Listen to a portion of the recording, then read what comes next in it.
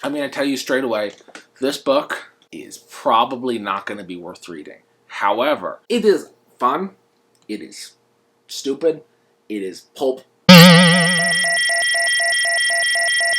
Hello, welcome to I Read This Book with Chris. This guy is Chris. This is the book. While discussing the book, A Plague of Demons by Keith Laumer. That's a great cover. I have Old Fashioned.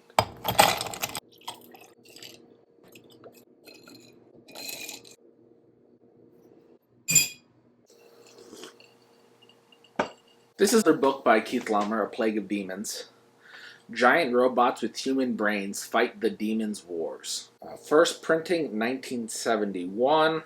A shorter version was serialized in If magazine 1964. So the cover is obviously the main reason why anyone would pick this up. It's got a human brain, or human skull, with some sort of tentacle brain that has a million eyes on top. And then some sort of robot tank thing shooting off lasers with a planet behind it. This is what Felix was saying when the demons entered the restaurant. For 20 years, I've been expecting a surreptitious war, fought not on battlefields or in space, but in the streets and offices of apparently peaceful cities. A war of brainwashing techniques, infiltration, subversion, and betrayal. It's been in the air, a vast insanity that's kept us flogging away, nation against nation, race against race, with the planets at our fingertips. Then the demons, who looked like four pretty girls, killed him. Now there was only his friend, John Bravis, to repulse a massive alien invasion. I'm going to tell you straight away, this book is probably not going to be worth reading. However, it's interesting because of what it tells you about man. And man, I do mean mankind, but man, I also mean men. Basic plot. There's this guy, John Breves, who is a spy. He's somewhere in North Africa working as a spy in a world where the UN controls all the wars. This is back when the UN, I guess, was a big deal. And so wars were prescribed to happen at a certain time. And so this guy, John, is a spy, and he has a suit that allows him to fly, basically. And he uses the suit to go and watch positions. It can also make him invisible. And he watches the war that goes on. And he sees some crazy stuff. Some sort of alien or strange creature goes and attacks a human and cuts out its brain. He's able to kill it with a gun he has that is poisonous. And he brings it back to his friend. And his friend's like, oh crap, stuff's going down. We are under an alien invasion. We have to make you super strong. And basically make him the $1 million man. They replace his bone with metal, make him super strong, super fast, has the ability not to breathe for a long time. He has oxygen reserves, has the ability to have like supervision, all these things that he can turn on and off at will. Pretty cool. Then he and his friend are going to go back to America now that he's all, suited up or upgraded or whatever it is. His friend then gets killed by these aliens, and he is chased. Apparently these aliens don't look like aliens to most people. They just look like humans.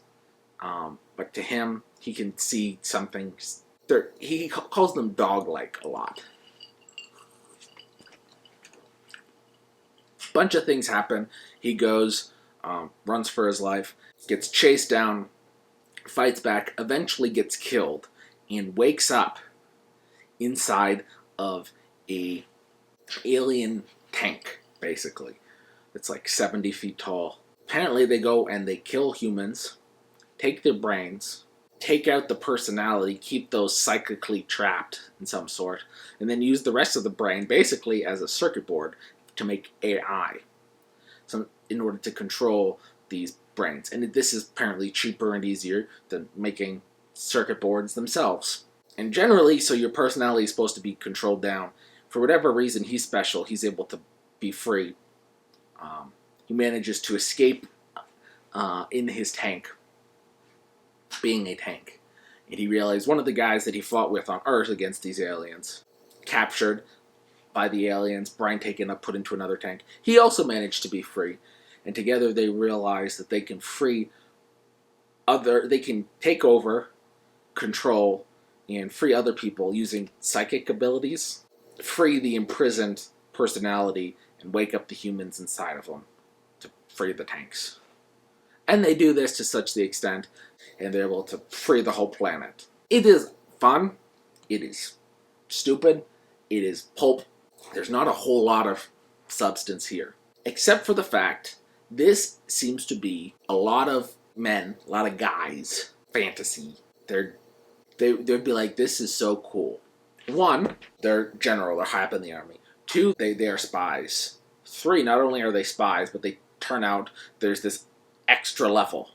How many movies have you seen where someone's a spy and all of a sudden, like, oh no, you're so special, now you're brought to this extra level, this extra layer, this extra secret group. There's alien invasions that most people can't see, but you have the right knowledge, and being a spy and having this ability, and being upgraded so you're $1 million man, you can fight off these things quite well by yourself.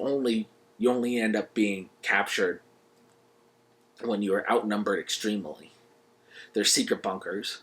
And then, when you are kidnapped and your brain is enslaved, for whatever reason, you are the person who can lead this revolt because there's something special about you. And you manage to fight off all these evil people who are capturing people, turning them into slaves. And you're able to overturn this, do the right just thing. And turns out there are hundreds of planets where they have done similar things with other species, and you can go, therefore, and free all of them. A lot of people like conspiracy theories, like there being a secret knowledge that's hidden, maybe by the UN, maybe just by society who doesn't want to look at things the right way. But there is this thing that's going on, that's controlling the world, and I know the truth. This is not a new thing. A lot of people think America is so crazy because of our conspiracy theories. Especially nowadays, they say, oh, Joe Rogan and all of his COVID conspiracy theories, they were, upset about that. Or on the other side, what used to be the other side, but apparently now all conspiracy theories, people who accept one like to accept all of them. Vaccines, are vaccines good or bad? JFK. I recently heard, I didn't realize this was a conspiracy theory, that Nixon was framed. People like conspiracies, I think, because they do not like a chaotic world. A world with conspiracies, I think the easiest comparison to, if you were to take this book, it's on the opposite end of the spectrum as, let's go Hitchhiker's Guide to the Galaxy. Hitchhiker's Guide is everything is crazy. Nothing was made with a meaning. Very nihilistic. Everything is chaotic. They travel through space off of pure chance. There's always the chance that something weird's going to happen. And the computer is able to take it. So weirder and weirder things happen. So it goes from, to 1 in 3 chance. To a 1 in 10 chance, to a 1 in 30,000, to a 1 in 18 million, to a 1 in 958,719. The improbability drive. And they make it so very improbable things can happen, which then allows the spaceship to travel from one part of space to another. Because it is possible, but very improbable, that your spaceship will just go from one place to another just like that. But it is possible, so it happens, apparently. Nothing really makes sense. There's not an underlying story happening to everything. And definitely no one is in charge. The nihilistic, atheist worldview shown in Hitchhiker's Guide is that things happen. That's it. Things happen. Crazy things happen. And it's interesting, but things happen, they'll go off and, we go back to Earth, and then we're living on Earth before humans came to Earth. For a couple, I think it's 2 years or something like that. And all of a sudden, now we're back. And then they travel back to modern times where they're on a cricket match. And there's a sofa. And the sofa starts floating. And none of it makes a whole lot of sense. It is not supposed to. Because it's... But if you live in a world where there is no God, living in that world where nothing matters, a very existentialistic, nihilistic world, where if there is meaning, it's because you create it. And things are going to happen to you and to those you love. it is hard to handle. So, people like conspiracies, and this book is layer upon layer of conspiracy. On top of there being layer and layer of conspiracy, you are also the hero. The hero's journey. You follow this, kind of. Probably not as well as in other books, because, I mean, this is pulp. But there's a conspiracy. Things are going on, and you can solve it.